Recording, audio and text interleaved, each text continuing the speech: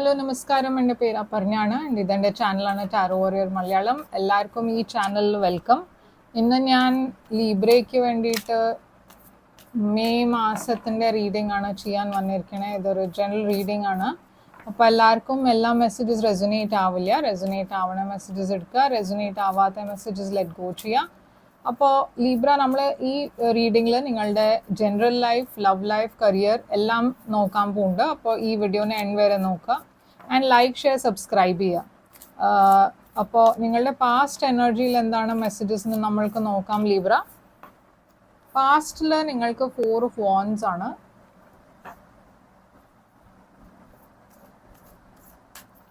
Current energy നിങ്ങളുടെ 3 of cups ആണ്. And future energy 9 of wands. നിങ്ങളുടെ ഏറ്റവും വലിയ ചാലഞ്ച് മെയ് മാസത്തിൻ്റെ എംപറർ. നിങ്ങളുടെ അഡ്വൈസ് 7 ഓഫ് വാൻഡ്സ്. നിങ്ങളുടെ ഹിഡൻ ഫാക്ടറിൽ നൈറ്റ് ഓഫ് പെൻറ്റിക്കിൾസ്. നിങ്ങളുടെ ഓവറോൾ എനർജിയാണ് മൂൺ. ആൻഡ് നിങ്ങളുടെ ഔട്ട്കം ആണ് ചാരിയറ്റ്. അപ്പോൾ ലീബ്ര, ഇവിടെ ഞാൻ കാണുന്നത് മൂന്നാണ് നിങ്ങളുടെ ഓവറോൾ എനർജി. ഇത് ഇമോഷണൽ ഡെപ്ത്സിൻ്റെ എനർജിയാണ്. നിങ്ങൾ കുറേ ഇമോഷണലായി ഫീൽ ചെയ്യുന്നുണ്ടാവും മെയ് മാസത്തിൽ. പക്ഷേ ഈ ഫീലിങ്സൊക്കെ നിങ്ങൾ പുറത്ത് ഷെയർ ചെയ്യണില്ല. കുറേ ഡീപ്പ് ഫീലിങ്സ് ഉണ്ട് നിങ്ങൾക്ക്. കുറേ ഇൻറ്റ്യൂട്ടീവ് എനർജിയാണ് ഇത്. ചില കാര്യങ്ങൾ നിങ്ങൾക്ക് ചില ഫിയേഴ്സ് ഉണ്ട് ഉള്ളിൽ, പേടിയുണ്ട് ചില കാര്യത്തിൽ. ഇതൊക്കെ ചിലപ്പോൾ ഇറാഷണൽ ഫിയറും ആവാം, ഇല്യൂഷൻസ് ആവാം. എന്തായാലും ഇങ്ങനത്തെ ഒരു ഇമോഷൻസ് കുറച്ചൊരു അപ്പ് ആൻഡ് ഡൗൺ മാതിരി ഒരു എനർജിയാണ് ഞാൻ കാണുന്നത് മെയ് മാസത്തിൽ. അത് മാത്രമല്ല, ചില ഹിഡൻ ഫാക്ടേഴ്സ് ഉണ്ട് നിങ്ങളുടെ ലൈഫിൽ മെയ് മാസത്തിൽ. അത് ചിലപ്പോൾ പുറത്തു വരാൻ ചാൻസ് ഉണ്ട്. നമ്മൾക്ക് എന്തായാലും ക്ലാരിഫൈ ചെയ്യുമ്പോൾ അറിയും എന്താണ് എന്ന് ഇത്. പക്ഷേ 4 ഓഫ് വാൻഡ്സ് നിങ്ങളുടെ പാസ്റ്റ് എനർജിയാണ്. ഇത് കുറേ ഒരു സെലിബ്രേഷൻ, ഒരു ഹാപ്പി എനർജിയാണ്, ഒരു അബണ്ടൻസിൻ്റെ എനർജിയാണ്. ഇതൊരു റീസെൻ്റ്ലി മാരിഡ് എനർജിയും ആവാം. അപ്പം മേ ബി നിങ്ങൾ റീസെൻ്റ്ലി മാരി ചെയ്തിട്ടുണ്ടാവും, കല്യാണം കഴിച്ചിട്ടുണ്ടാവും, എൻഗേജ്മെൻറ്റ് ആയിട്ടുണ്ടാവും, ഓരൽസ് കല്യാണം കഴിക്കാൻ തീരുമാനിച്ചിട്ടുണ്ടാവും, ഓരൽസ് അങ്ങനത്തെ ഒരു പേഴ്സണെ മീറ്റ് ചെയ്തിട്ടുണ്ടാവും. എന്തായാലും ഇവിടെ ഒരു ഹാപ്പി ട്വിൻ ഫ്ലെയിം കണക്ഷനാണ് ഞാൻ കാണുന്നത്. മെയ് മാസത്തിൽ ഇത് കണ്ടിന്യൂ ചെയ്യാൻ പോകുന്നുണ്ട്. ഞാൻ പറഞ്ഞ മാതിരി നിങ്ങൾ മേ ബി ഫ്രണ്ട്സിനോടൊക്കെ നിങ്ങളുടെ പാർട്ട്ണറിനെ കുറിച്ച് പറയുന്നുണ്ടാവും, ഇൻട്രൊഡ്യൂസ് ചെയ്യുന്നുണ്ടാവും, ഫാമിലീനെ ഇൻട്രൊഡ്യൂസ് ചെയ്യുന്നുണ്ടാവും. അപ്പോൾ ഇവിടെ കുറേ ഒരു ഹാപ്പി ഒക്കേഷനാണ് ഞാൻ കാണുന്നത്. കരിയറിലും നിങ്ങൾ മേ ബി ഒരു പുതിയ വീട് വാങ്ങിച്ചിട്ടുണ്ടാവും, ഓരൽസ് പുതിയ വീട് വാങ്ങിക്കാൻ പ്ലാൻ ഉണ്ടാവും. അത് ഇവിടെ സക്സസ്ഫുൾ ആവണതാണ് ഞാൻ കാണുന്നത് മെയ് മാസത്തിൽ.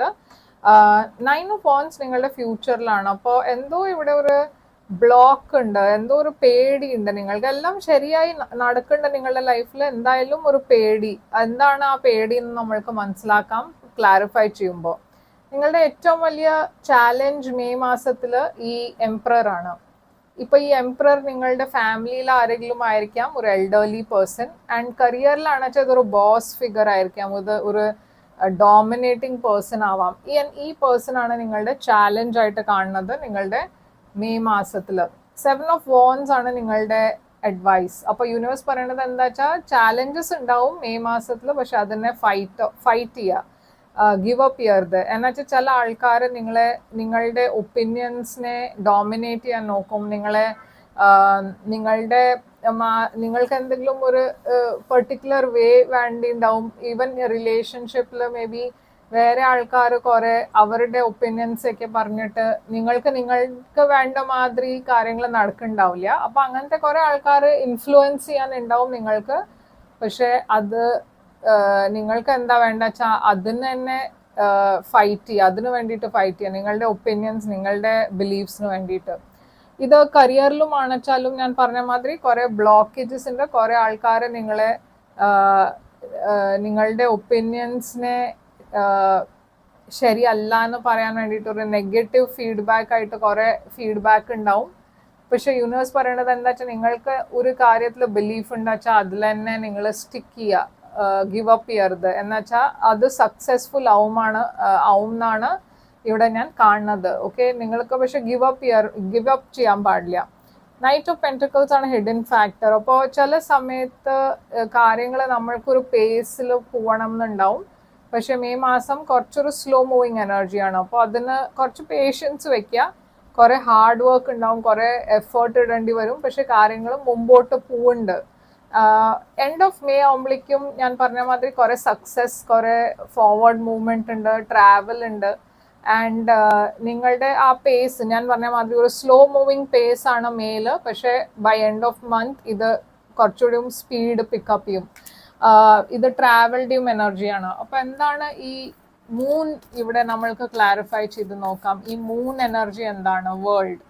അപ്പൊ നിങ്ങളൊരു വലിയ ചേഞ്ചിലേക്കാണ് പോണത്. നിങ്ങളുടെ ലൈഫിൽ ഒരു വലിയ കംപ്ലീഷൻ എന്നൊരു ന്യൂ ബിഗിനിങ് ആണ് ഞാൻ കാണുന്നത്.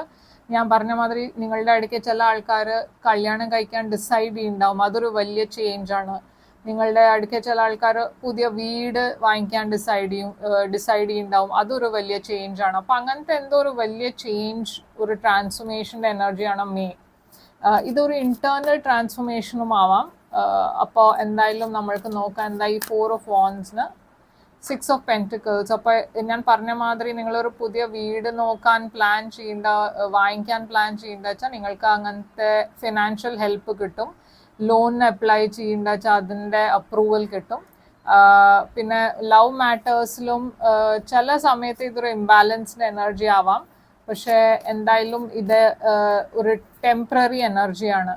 കറണ്ട് എനർജി മെയിൽ ഞാൻ കാണുന്നത് നിങ്ങൾ എഫേർട്ട് ഇടണ എല്ലാത്തിലും നിങ്ങൾക്ക് കുറെ സക്സസ് ഉണ്ടാവും, കുറെ പ്രോഗ്രസ് ഉണ്ടാവും, കുറെ ഒരു സെലിബ്രേഷൻ ആണ് ഞാനിവിടെ കാണുന്നത്. ഓക്കെ, അപ്പോൾ കരിയർ വൈസ് ആൻഡ് നിങ്ങൾ ഏതിലാണ് ഫോക്കസ് ചെയ്യണമെന്ന് വെച്ചാൽ അതിലേക്ക് സക്സസ് ഉണ്ടാവും എന്നാണ് ഞാൻ ഇവിടെ കാണുന്നത്.